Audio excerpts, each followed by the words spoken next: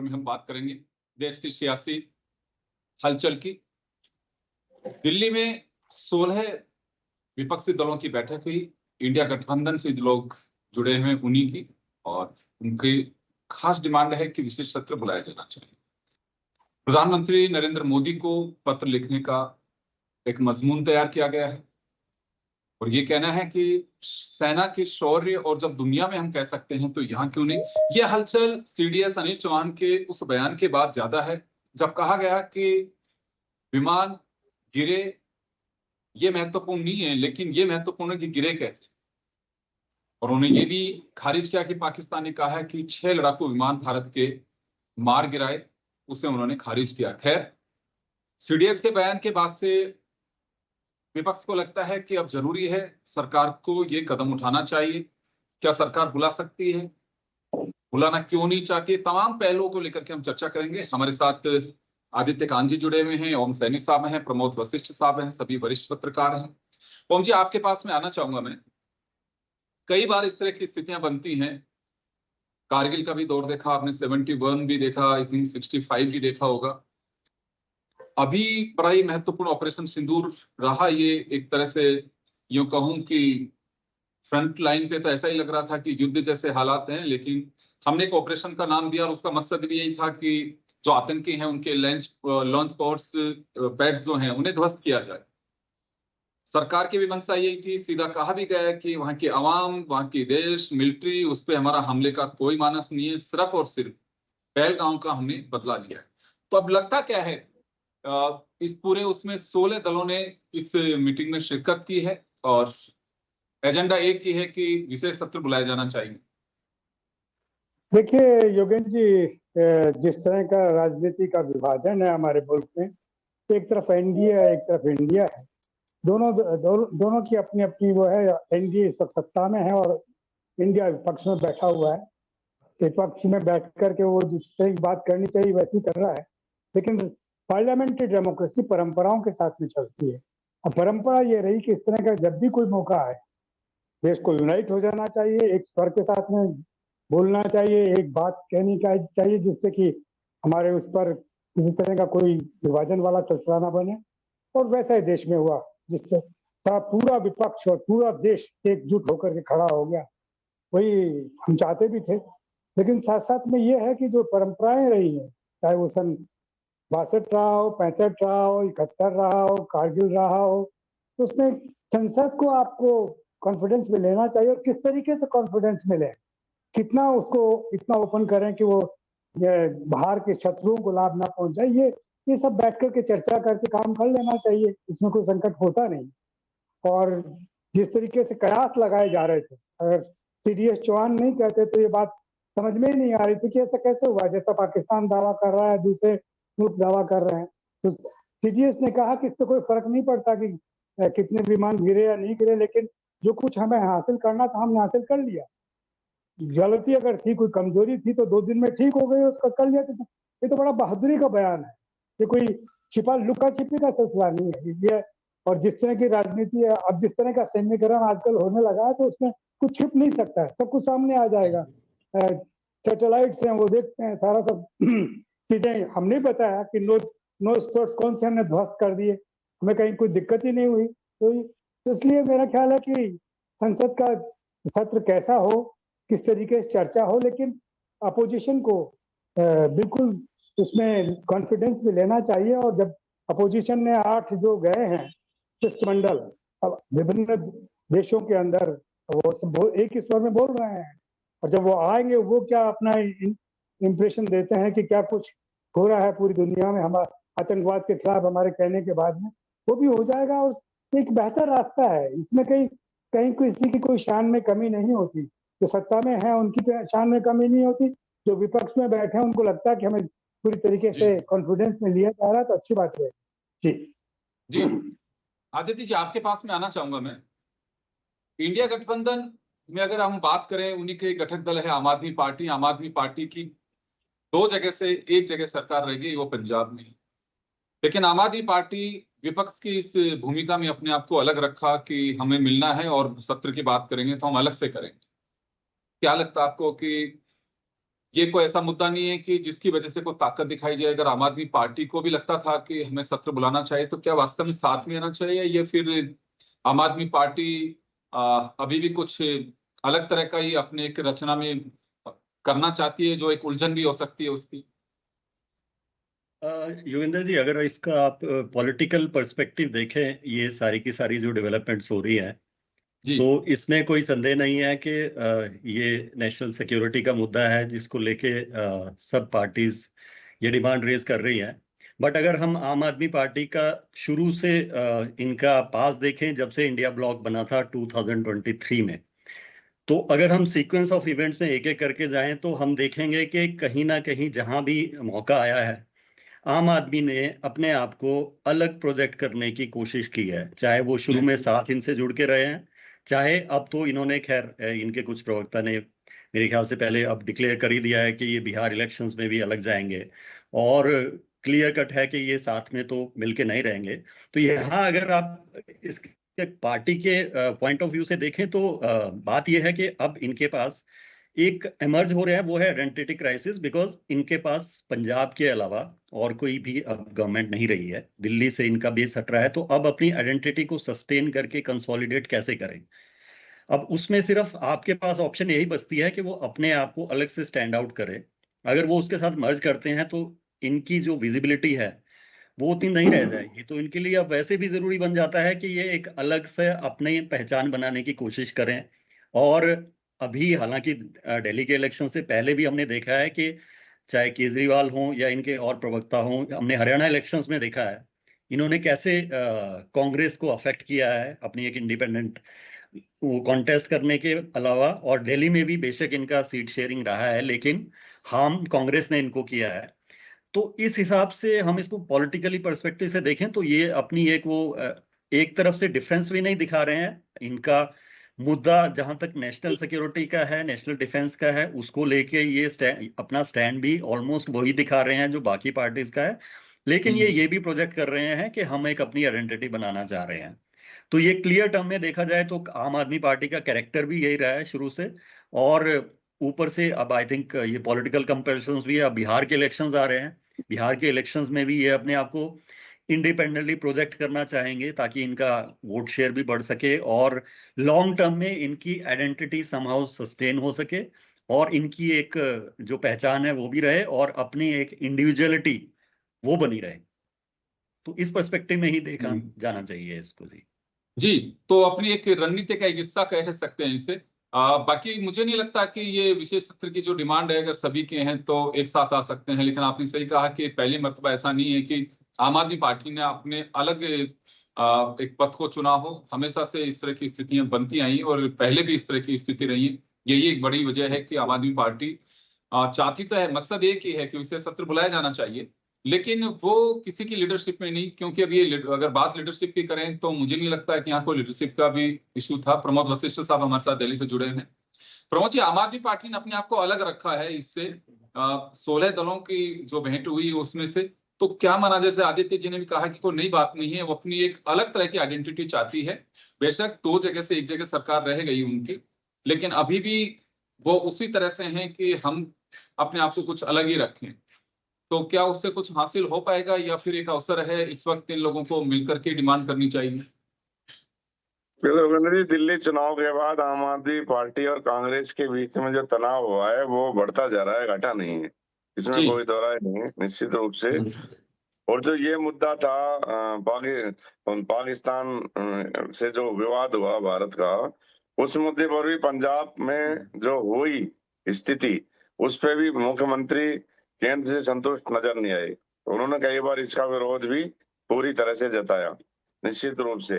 तो नहीं, इसमें कोई दोहरा नहीं कि आम आदमी पार्टी तो अब मुश्किल ऐसा लगता है कि इंडिया गठबंधन का हिस्सा भविष्य में रहे या ना रहे, ये एक बड़ी वो लग रही है। क्योंकि देखो, कांग्रेस का क्या है कि कांग्रेस जैसे कोई एक गाना बनाता है कोई गायक, और धुन छेड़ता है तार, फिर वो धुन नहीं बैठती, फिर धुन बैठाता है, फिर नहीं बैठती। अब ये जो पाकिस्तान के मुद्दे पर 50 बार तो ये पलटी खा गए। राहुल गांधी जी का भी क्या कहते हैं, अरे ये आपको करना है स्टैंड तो एक बार लें, आज भोपाल में बोलने वो ट्रंप का फोन आया, नरेंद्र सरेंडर। पहले बीच में बंद हो गए थे, फिर शुरू हो गए। अब एक स्टैंड तो ले पूरा ये कि उसकी भाई हमको ये करना है, क्योंकि अब तो कोई जो कितना ही बोल ले भारतीय जनता पार्टी, लेकिन लोग मान चुके कि अब तो जो ट्रायल था इनका, जो आतंकवादी मारे या उसको युद्ध कहें, जो भी कहें, वो सारी चीजें खत्म हो चुकी। आज एक वीडियो जारी हुआ है भारतीय जनता पार्टी की राज्यसभा सांसद का, आपने देखा होगा, वहां वो विदेश में गए, वहां भाषणबाजी के बाद में वो गाना गा रहे हैं, बगल में ओवैसी बैठे हैं, और वो महिला सांसद फिल्मी गानों में आनंद हो रहे हैं, डिनर है या लंच से पता नहीं क्या है, वो ओवैसी बगल में बैठे हैं। तो अब ये क्या मतलब, आप गए वहां समझाने और गाना गा रहे हो, ये कितना बड़ी बात है कि इतनी स्थिति, आपको इतना महत्वपूर्ण मुद्दे पे वहां भेजा है, और लंच या डिनर जिस पे भी आप बैठे हो राग गुनगुना रहे हो। तो इस ऐसे मुद्दे को कांग्रेस भुना नहीं पा रही है। मेरा ये मानना है कि कांग्रेस स्टैंड ले कि हमको जो करना है, अब तो खत्म हो चुका ना। अब आपको संसद का सत्र बुलवाने का क्या अखबारी बयान ही देते रहोगे कि सिर्फ अखबारी बयान दे दिया कि संसद सत्र बुलाओ और चुप हो गए, फिर 2-3 दिन फिर तार छेड़ दिया किसी नेता ने, फिर बुलाओ।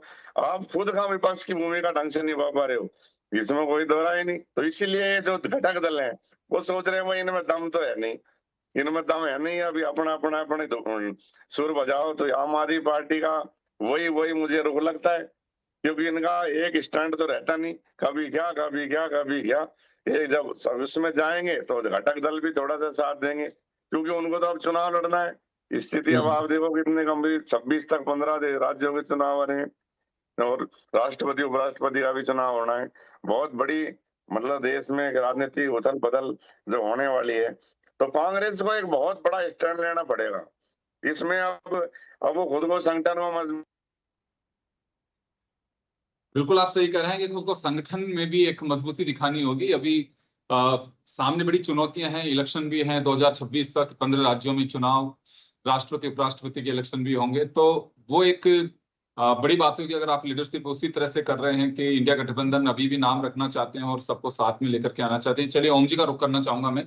ओम जी, खैर चलिए, गाने कौन गा रहा है और विदेश में जाके क्या कह रहे हैं वो अलग एजेंडा है, लेकिन फिलहाल तो एक इसी बात को लेकर के अगर सरकार बुला भी लेती है तो क्या लगता है आपको कि दोनों बातें, अगर बुला भी लेती है तो क्या होगा, और अगर नहीं बुलाती है सरकार तो क्या एक विपक्ष को एक मुद्दा थमा रही है बीजेपी?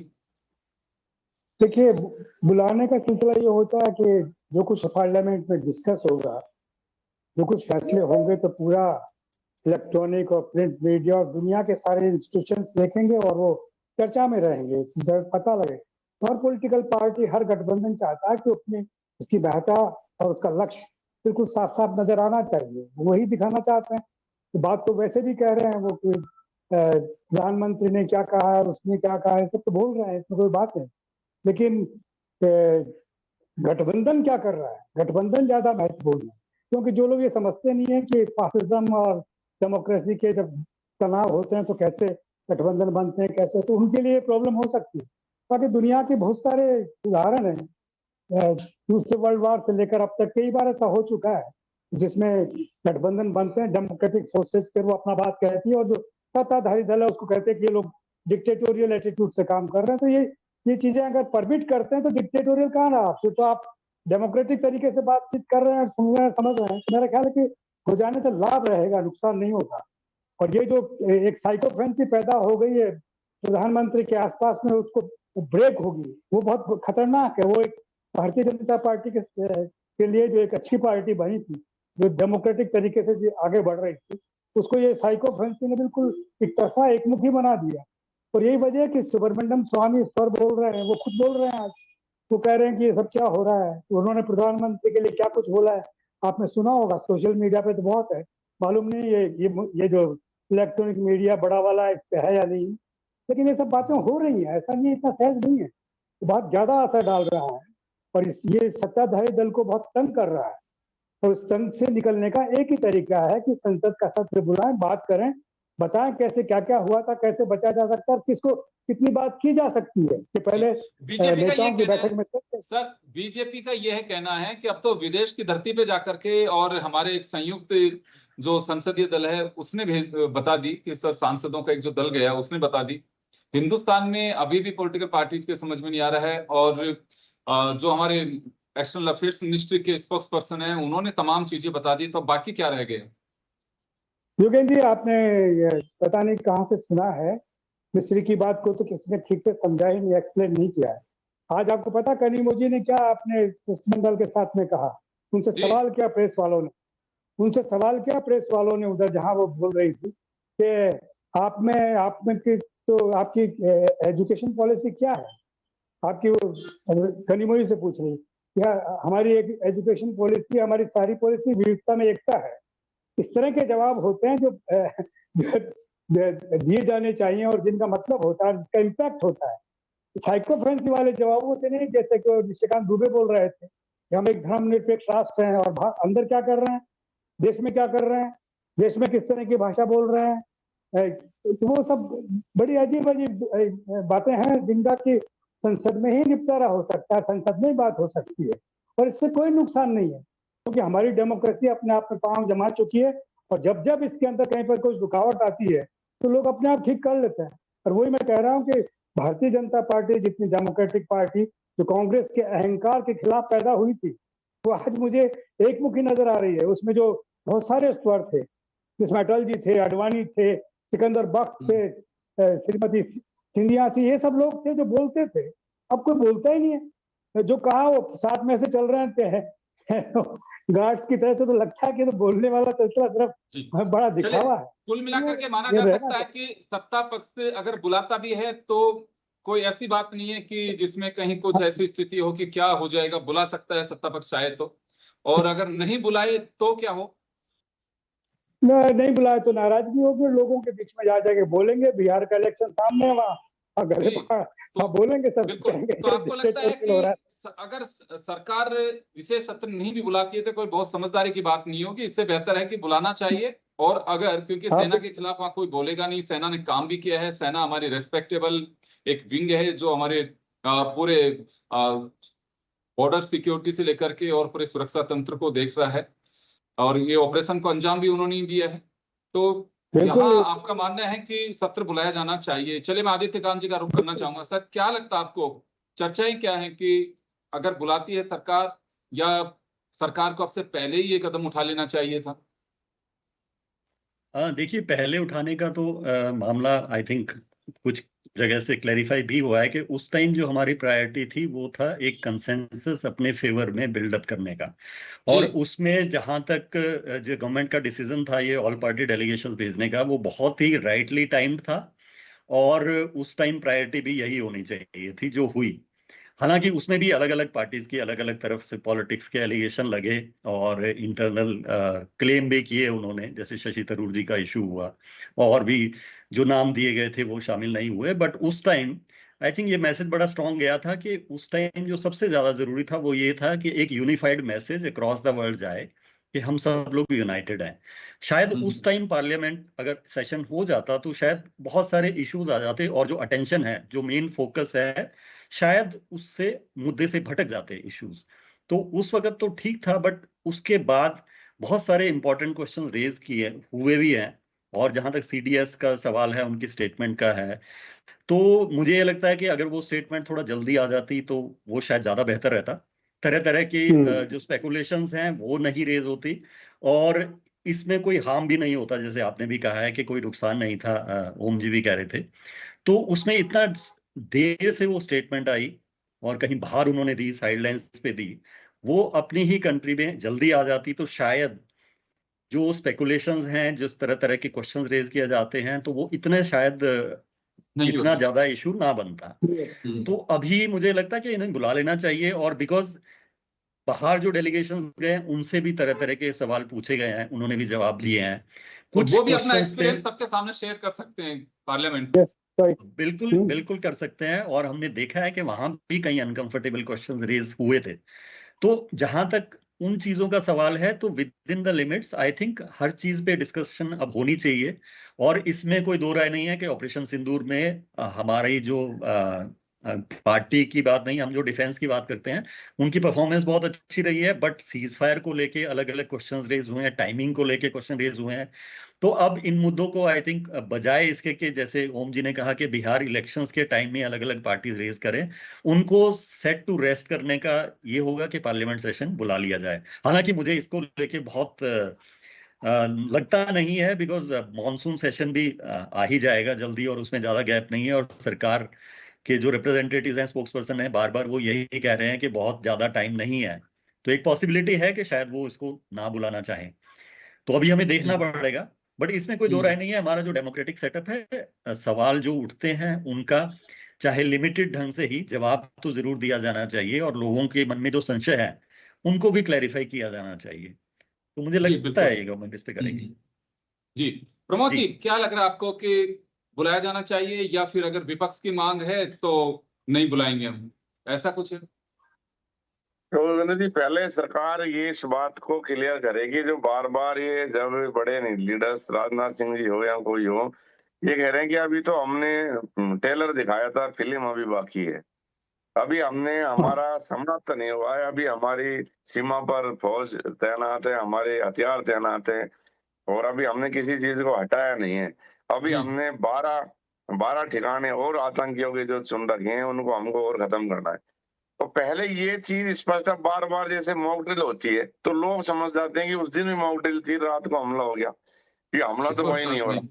तो पहले देखो, संसद सत्र का जब ये मतलब होता है कि पूरी तरह सरकार जवाब दे, भाई आपका ट्रेलर तो हो गया, फिल्म तो बताओ, फिल्म क्या है उसको बहुत स्पष्ट तो करो। और जो भी आपने कहा, एक बड़ी बात की, जो विदेश में गए उनका क्या एक्सपीरियंस रहा, क्या तजुर्बा रहा, क्या वहां से पाया, क्या खोया, क्या हमको लाभ हुआ, क्या नहीं हुई, या इतना रुपया वैसे ही खर्च करके आगे जनता को, वो सारी बातों को स्पष्ट रूप से बताना चाहिए। विपक्ष तो मांग कर रहा है, तो अब जो समय लेकिन आ गया है कि इनको बुला लेना चाहिए संसद तक में, वरना अब थू बढ़ जाएगी निश्चित रूप से। अब जनता भी ये चाह रही है, ये बताएं तो सही वो फिल्म है क्या, टेलर कर रहे हैं। अब आप बताओ, एयर चीफ मार्शल है, उन्होंने कितनी बड़ी बात कही, या कांग्रेस ने उसको किया, उन्होंने कितनी बड़ी बात कही थी कि भाई रक्षा सदस्य समय पर जो सारी बात आपको बताए। तो ये कोई कम बात है कि एक सेना का इतने बड़े अधिकारी एक बड़ी सीधे सवाल उठाए केंद्र सरकार पर सीधे, तो वो मुद्दा कहाँ गया, वो उसको मुद्दे को कहाँ कांग्रेस लेके चली। अब पता नहीं लगता कि क्या उनको उठाना है, क्या करना है। तो इन चीजों का जवाब तो उनको केंद्र सरकार को देना चाहिए ना, देश की जनता पूछती है निश्चित रूप से कि भाई एक सैन्य अधिकारी इस बात को उठा रहे, सेना की जैसे हो रही है, इसमें कोई बात नहीं, सेना ने बहुत अच्छा काम किया, बड़ी बात है। अब हर जगह जाके आप एक सुर्रा मार जाते हो छोटा सा, कि फिल्म अभी बाकी है। अब वो फिल्म के मारे रात को लोग धड़क अगर एक सोच लिया बम फटाके कहीं बोल गया और आ गया तो गिर गया क्या, अब जब इतना कौन गिर मतलब गया? लोगों में अभी बेचैनी है, तो ये चीज स्पष्ट देश को होनी चाहिए कि भाई वो फिल्म दिखानी है, दिखा दी, दूर करें। अब ट्रेलर हो गया था, क्योंकि एक धमाके के साथ ही लोग डर जाते हैं निश्चित रूप से। लोग, आप घर में की छुट्टी आ गई, घूमने जाते हैं, डर रहे हैं कहीं पीछे से कहीं फिल्म शुरू ना हो जाए। तो इसलिए अब ये मानसून सत्र से पहले 1-2 दिन का बुला के स्पष्ट कर दें, कुछ कर रहे हो तो बता दो। बलूचिस्तान भी उधर आस लगाए बैठा है, पीओ को लेने की बार बार कह रहेंगे, पीओ को लेके रहेंगे। तो ये स्पष्ट हो जाए तो सही रहे, ताकि लोग गर्मी की छुट्टियां भी चैन से मनाए निश्चित रूप से। और सेना भी क्या है, बहुत गर्मी में तप रही है, उनको भी इंतजार है कि कब होगा। अब तो सोशल मीडिया पे एक फिल्म का वो चल रहा है कि दिल्ली से आदेश आया युद्ध बंद कर दो, क्यों बंद हो गया, मतलब ऐसी फजीयत सी जो होती जा रही है ना सेंट्रल गवर्नमेंट की, सेना की जय और केंद्र सरकार मोदी जी अब निश्चित रूप से फजीयत टाइप से हो रही है। तो इनको अब वो फिल्म के बारे में थोड़ा बहुत बताना चाहिए। इनके कहने से नहीं होता कुछ भी कि आपने कह दिया था, हमने ये कर दिया, वो कर दिया। अब आपको देश को जवाब देना पड़ेगा। सांसद भी आपने भेज दिए, विदेशों में आपने डंका काट दिया, विदेशों में अपना संदेश पहुंचा दिया कि हम आतंक के खिलाफ हैं, पूरी लड़ाई लड़ रहे हैं देशों में। अब भारत को भी ये बताएं, भारतीय जनता को, क्योंकि विदेशों के बाद हम जो देश के अंदर जो आग उगल रही है, देश में जो वो बुझानी जरूरी है लोगों के मन में, वो अब केंद्र सरकार को करना होगा। जी चलिए, मैं माफी चाहूंगा, समय का अभाव है बिल्कुल, क्योंकि विपक्ष की मांग है, 16 राजनीतिक दलों ने उसमें शिरकत की है और उनका डिमांड है कि विशेष सत्र बुलाया जाना चाहिए। कुछ लोगों का यह भी मानना है कि अब से पहले ही बुला लेना चाहिए था, क्योंकि वो एक ऐसा टाइम था जिसमें किसी ने भी ना सरकार की बुराई की, और सेना के लिए तो सभी लोग बिल्कुल पूरी तरह से तैयार, और उसका अपना एक रेस्पेक्ट भी है। उस समय बुलाया जाना चाहिए था। जैसे आदित्यकांत जी भी कह रहे थे कि वो टाइम पीरियड था, एक बुला सकते थे। लेकिन अब ये तर्क दिया जा रहा है कि कुछ दिन बाद ही तो मानसून सत्र होने वाला है। 2 दिन का सत्र बुलाने में भी कोई गवर्नमेंट को हर्ज नहीं है, क्योंकि सभी पार्टी के लोगों के सामने आप एक बार स्थिति स्पष्ट कर देते हैं कि ये अब तक का अचीवमेंट रहा है, विदेश में जाने से ये बेनिफिट मिला है हमें, कुछ चीजें हैं। तो जो पब्लिक डोमेन में बिना कहे अलग तरह की जो खिचड़ी पक रही है, और सोशल मीडिया तो आप जानते हैं कि अलग तरह की यूनिवर्सिटी है, तो ये अब सरकार को ही हैंडल करना है कि किस तरह से करती है। लेकिन फिलहाल अगर नहीं बुलाते हैं तो विपक्ष के हाथ में एक जरूर मुद्दे का झुंझुना थमा दिया गया है कि वो जब भी इच्छा होगी इस बात को बोलेंगे कि सरकार, क्योंकि अभी जैसे प्रमोद जी ने बताया कि नरेंद्र का अमेरिका के सामने सरेंडर, इस तरह की चीजें जरूर आएंगी अब सामने, और वो मुझे लगता है कि तलखियां बढ़ती चली जाएंगी। ऑपरेशन सिंदूर के लिए जो प्रोटोकॉल और संयम का सभी राजनीतिक दल परिचय दे रहे थे, वो मुझे लगता है कि छिन्न भिन्न होगा, और वापस से उसी जगह पे, उसी स्टैंड पे, जो सत्ता पक्ष भी कुछ और बोलेगा, विपक्ष कुछ अलग तरह से बोलेगा, और वही सब बातें आ जाएंगी जो नहीं होनी चाहिए थी। चलिए, आप सभी का बहुत बहुत शुक्रिया। खास खबर में इतना ही, दीजिए इजाजत, नमस्कार।